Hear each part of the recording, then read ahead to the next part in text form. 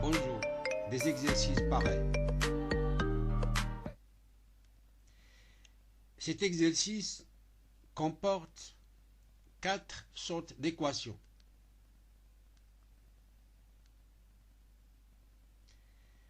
La première et la deuxième ont presque la même méthode. La troisième se fait avec une condition. Et la quatrième se fait en utilisant un tableau.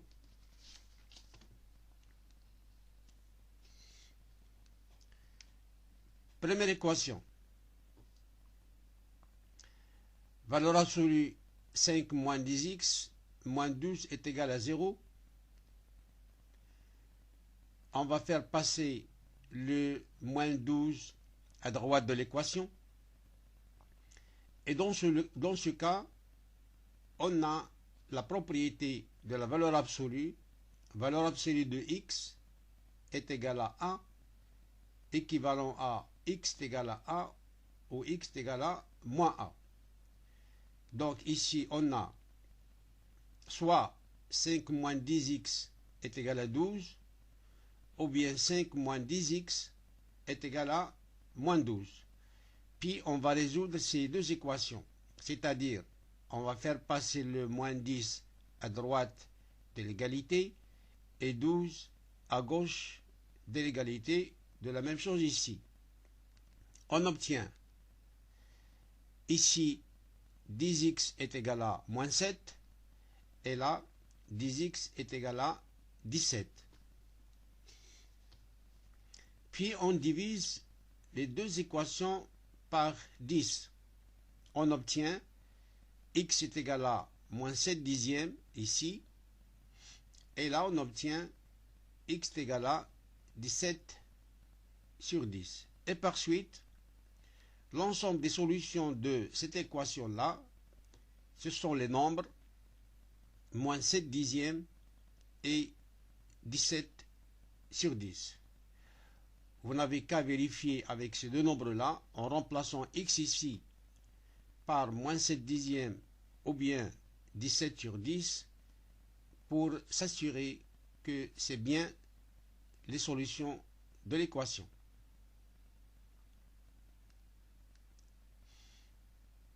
Deuxième équation, vous avez l'égalité de deux valeurs absolues. C'est la même chose que presque la première, c'est-à-dire valeur absolue de x est égale à a, c'est un nombre positif, équivalent à x est égal à a ou x est égal à moins a.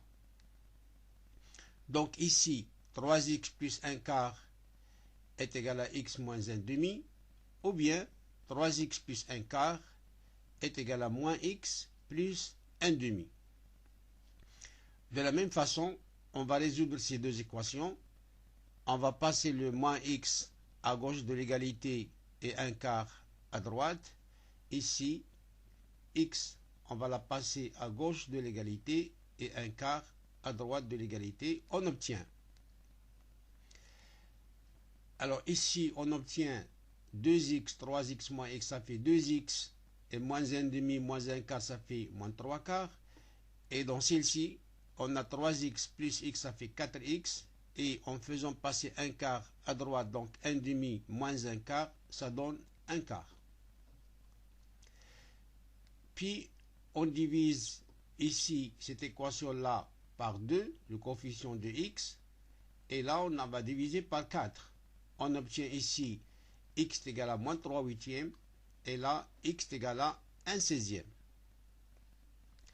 Et par suite, l'ensemble des solutions de cette équation-là, ce sont les nombres x est égal à moins 3 huitièmes ou bien x est égal à 1 sur 16. De la même façon, vous pouvez vérifier en remplaçant x ici soit par moins 3 huitièmes ou bien soit par 1 16e pour s'assurer que ce sont bien des solutions de l'équation. troisième équation, alors là, on va faire d'abord passer le moins x plus 1 à droite de l'égalité. Et on sait que la valeur absolue est toujours positive.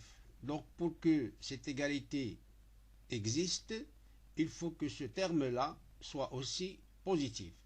Donc la condition, c'est que x moins 1, il faut qu'il soit supérieur ou égal à 0.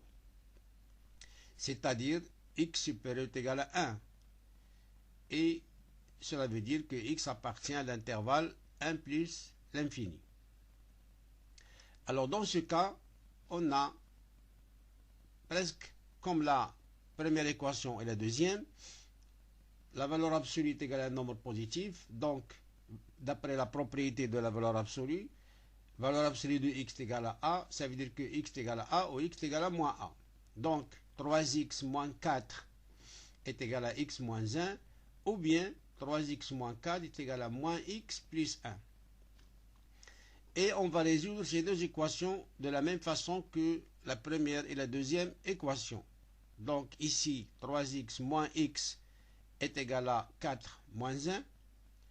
Et là, 3x plus x est égal à 4 plus 1. Ça donne, ici ça donne 2x est égal à 4 moins 1, ça fait 3. Et là, 3x plus x, ça fait 4x est égal à 4 plus 1 est égal à 5.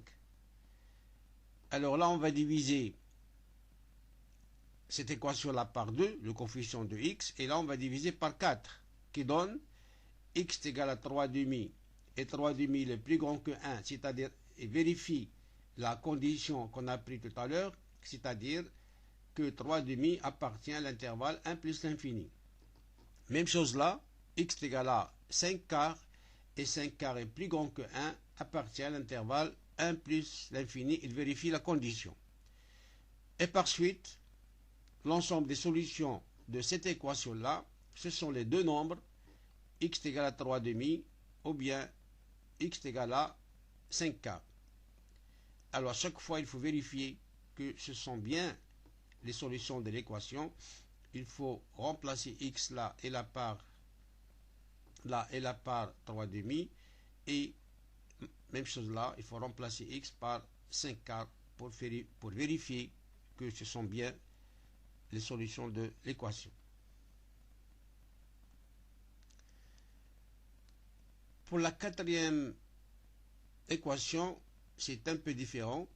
Alors là, il faut d'abord résoudre l'équation moins 2x plus 4 égale à 0 et x plus 1 est égal à 0. Et non pas moins 2x égale à 0, parce que là, il y a la valeur absolue. Alors ici, ça donne moins 2x plus 4 égale à 0, ça donne x de moins 2x est égal à moins 4, donc x est égal à 2. Et x plus 1 est égal à 0, ça donne x est égal à moins 1. On fait un tableau pour se débarrasser de la valeur absolue, pour qu'on puisse résoudre cette équation-là.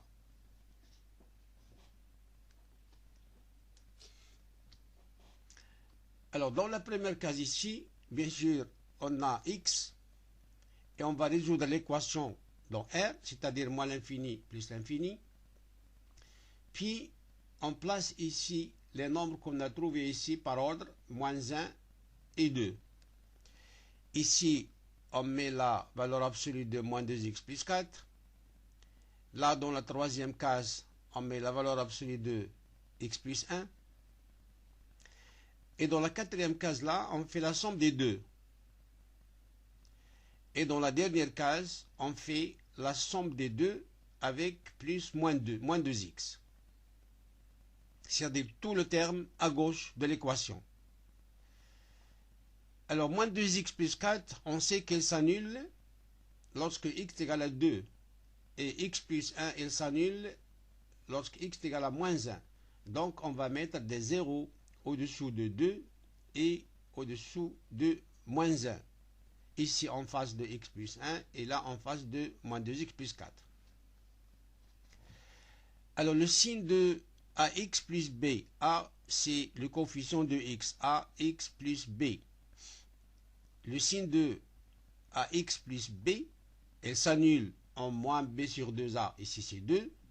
Alors là, à droite de ces zéros-là, ce nombre-là, qui est ax plus b, il a le signe de a, le signe du coefficient de x. Donc ici, dans notre cas, moins 2x plus 4, le coefficient de x c'est moins 2, il est négatif.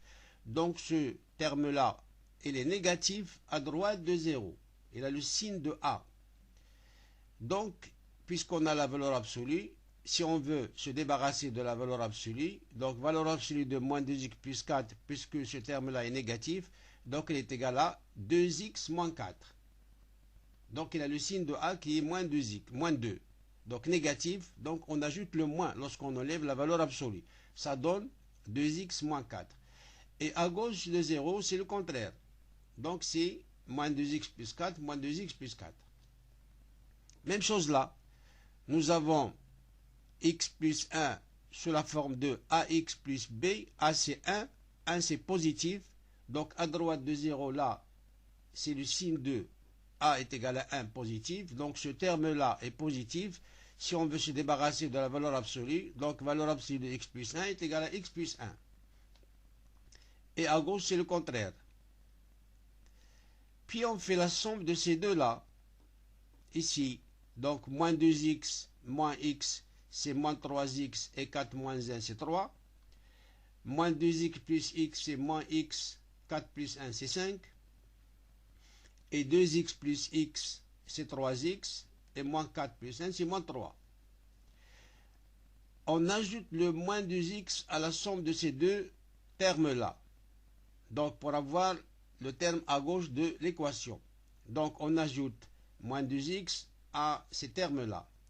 On a moins 3x moins 2x, c'est moins 5x plus 3. Moins x moins 2x, c'est moins 3x plus 5. Et 3x moins 2x, c'est x moins 3. Voilà le tableau.